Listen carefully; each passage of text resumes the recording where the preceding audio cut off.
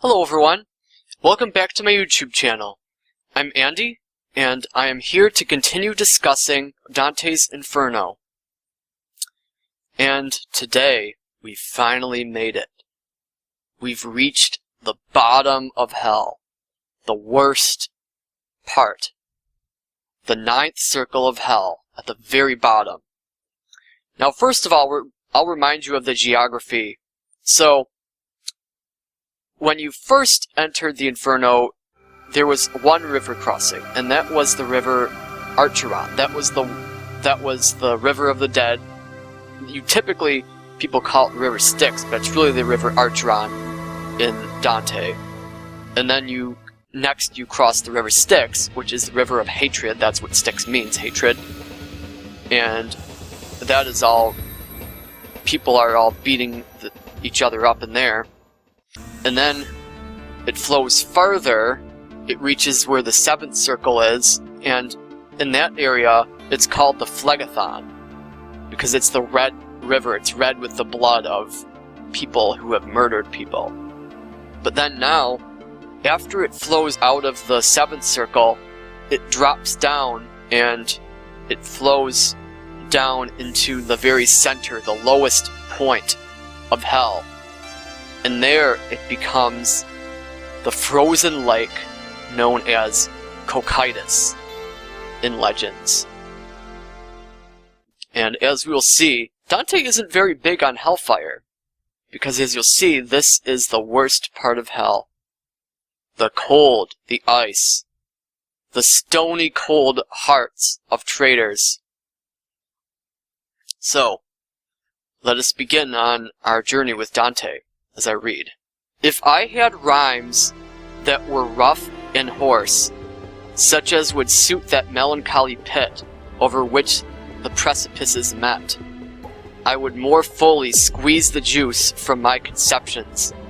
But since I do not have them, not without fear do I undertake to speak, for to describe the bottom of the universe is not a matter to be taken lightly, nor one for a tongue that calls Mama and Papa, that the telling may not differ from the facts. Let those ladies aid my poetry who assisted Amphion in closing Thebes. O most ill-created of all people, inhabiting a place so hard to speak of, better for you had you been sheeps or goats. While we were there below the dark well, far down underneath the giant's feet, and I was staring still at the high wall, I heard someone say to me, "Watch where you walk, lest you trample underfoot the heads of your miserable and weary brothers." That made me turn, and I saw before me and beneath my feet a lake that, being frozen, appeared to be of glass and not of water. Not the Danube in Austria, nor the Don, there under the cold sky, ever fashioned so large a veil for its winter current, as did that one there. For if Mount Tamburini had fallen on it, or Pietrapana, there would not have been a creek along its edge. Just as the frog, when he croaks, put his snout out of the water, at that time of year when farmers' wives often dream of gleaning, so those doleful shades stood livid in the ice up to that place where shame is shown, their teeth making sounds such as the stork makes. Every one of them kept his face turned down. Among themselves, their mouths gave testimony of the cold, and their eyes of their sad hearts. Having looked about me for a while, I lowered my gaze to my feet and saw two shades squeezed in one that their hair was intertwined. "You whose bosoms press so close together, who are you?" I said. And they bent their necks, and when again they raised their faces to me, their eyes, which up till then were only wet inside, watered at the lids. But these closed again, as the frost laid hold of the tears between them. No clamp ever fastened wood to wood so firmly round. They were so overcome with rage, they butted one another like two goats. Another among them, who had lost both ears from the cold, said, with his face still lowered, "Why do you keep staring at us? If you wish to know who those two are, the valley into which the Biceno flows belonged to their father Albert, and to them.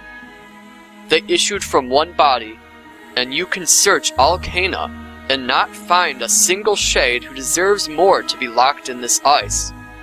Certainly not him whose breast and shadow were broken by one thrust of Arthur's hand. Not Focaccia, nor this one whose head so blocks my view I cannot see it, and whose name was Cecil Mescheroni. If you are a Tuscan, you know all about him. And lest you draw me into further talk, know that I was Camicion di Pazzi, and I await Carlino to make me guiltless." So, pretty short reading for this one area of hell, but I'll have you know that the ninth circle of hell is divided into 4 parts, and this is only the first part. So, these folks are buried in the ice up to their waist. And as we'll see, the worse the form of treachery, the deeper they'll be buried in the ice. And the ice is so solid that not even a mountain, if it fell on it, would shatter the ice. That's how solidly these people are frozen in here. And don't ask me how they end up breaking through the ice to get caught in there in the first place. Now, that's a mystery we'll never solve. But about this place and the people. So, first of all, I should tell you about the names of the areas of the Ninth Circle. So, one very unique thing about the Ninth Circle of Traitors is that each of the 4 sections is named after a famous traitor. The first section is named after Cain, as in the biblical story of Cain and Abel. And as we know from Scripture, Cain and Abel were both offering their sacrifices to God. But God appreciated Abel's sacrifice more than Cain's because he was more sincere, and he gave his first fruits of everything. Whereas Cain was just kind of like, "Okay, God, I'll just give you whatever random thing I want to give you," instead of like giving him the whole thing. Cain was very jealous of his brother Abel, and so he killed him. That's why this area of the Ninth Circle of Hell is named after Cain and called Caina. Because this is those who betrayed their own flesh and blood, their family. This is a very sad sight. Several people Dante sees that are there, and the first he notices are the 2 brothers who are frozen together in the ice. And their names are Napoleon and Alessandro of Mangona. The story of them is that their father left an inheritance mostly for the 2 younger brothers, Alessandro and his also younger brother who wasn't involved in this fight. But the oldest brother, Napoleon, he barely got any of the inheritance from his father. One cardinal, apparently, of the church made them swear an oath of peace so that they wouldn't harm each other, but that wasn't enough for these 2 hotheads. The brother Napoleon was angry, obviously at his younger brother Alessandro, and the 2 ended up fighting to the death and killing each other. So yeah, so much for brotherly love. So now their punishment is that they have to be frozen together in ice. And imagine how infuriating that'd be. It's like the one that you hate the most in the world is the one that you have to be stuck with for all eternity. Wow, how imaginative Dante is. But these 2 are not the only ones frozen in this ice in this area, so I'll talk about some more of the allusions. So first of all, the guy who's speaking to Dante, his name is Commissione di Pazzi. He's the one with his ears frozen off. And he was known for treacherously killing a relative to obtain a fortress. So, kind of more of a greedy type of... both these situations are greed, but it's like... what would possess someone to kill their own relative just to get a castle? That's pretty despicable. But, one staple of a traitor is that they're never content with just living with their own guilt. It always has to be blamed on someone else, So he says, oh, so there's this other relative of mine who's even worse. He's still alive, but he's going to end up in Antenora, which is the next section over, the political traitors. He's saying, oh, see, I'm better than him because all I did was kill a family member. This guy, he betrayed his country. He's 10 times as worse as me. So, by comparison, I'm actually a very nice guy, see? So, that's the staple of a traitor. They're never content with just taking the blame on themselves. He also mentions some other figures. So he mentions this one character, Italian character, Sassol Mascheroni, whom he says that if Dante is a Tuscan, he'll know all about this guy. Well, unfortunately, the rest of us audience are kind of in the dark because we know hardly anything about him. So, oh well. But one other interesting reference is a line about, certainly not him whose breast and shadow were broken by one thrust of Arthur's hand. So, Arthur, obviously, which name should ring a bell of mythology, is the legendary King Arthur.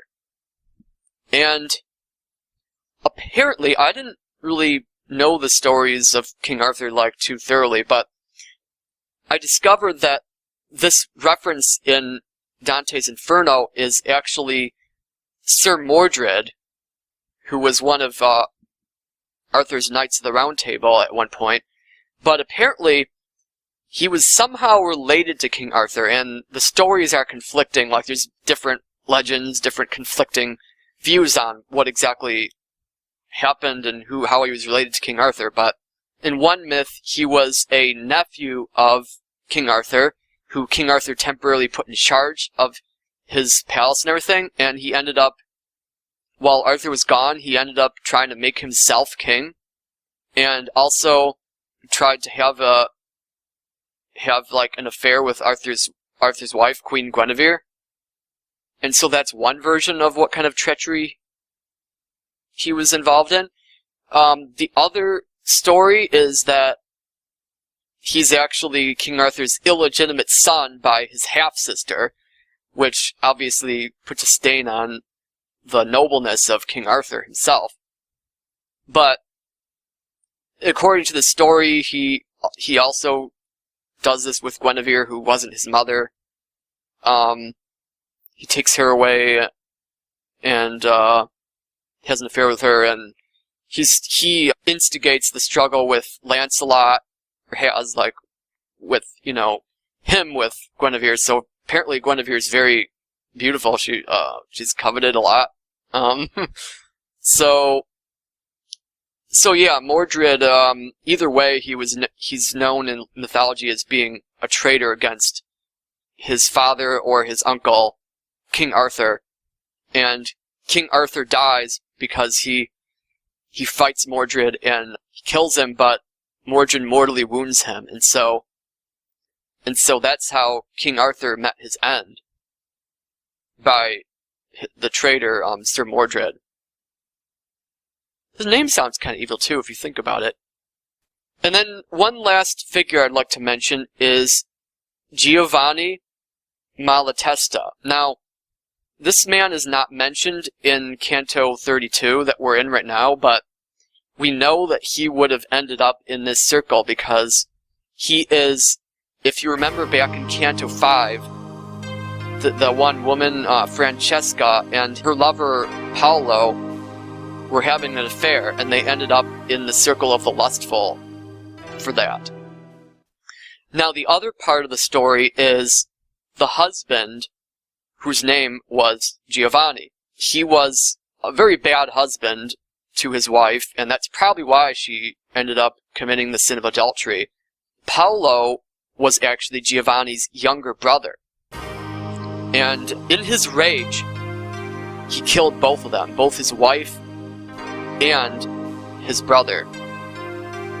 Now, I'm not excusing Paolo or Francesca. They're definitely guilty of their own sin, and they're in hell too, but in not as deep portion. But, I mean, to murder your own brother and wife in a rage like that obviously is not acceptable. Now, you could definitely see why he's angry, of course, because, of course, adultery is a really horrible thing.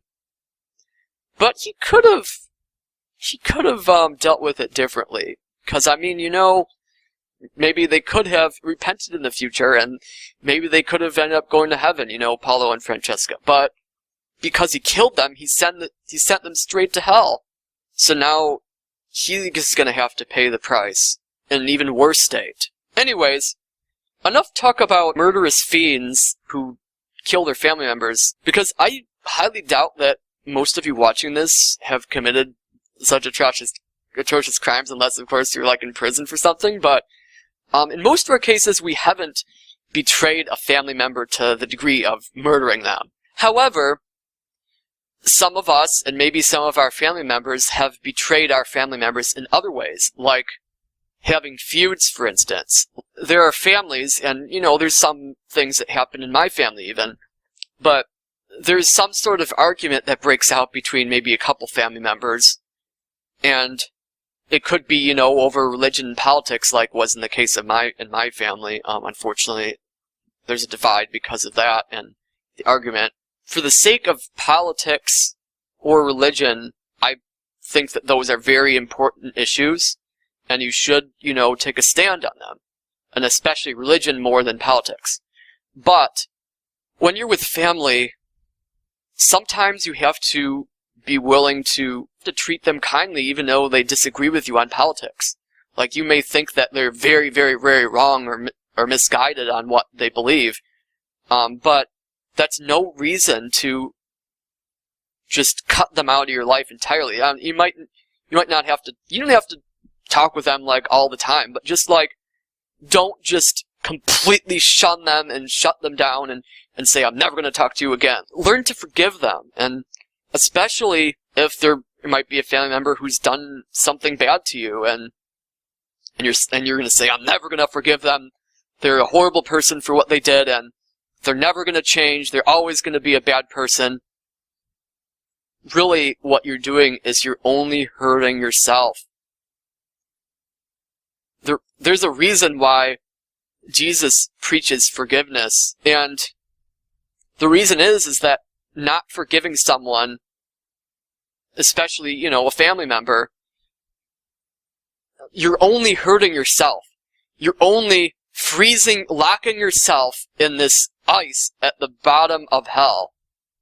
You're making your heart cold. By your own will, you are causing yourself a lot of hurt and anguish that could be avoided if you work on, instead of holding a grudge against them, to forgive them and to move on and to free yourself from this ice at the bottom of hell. You do not want to be frozen in there.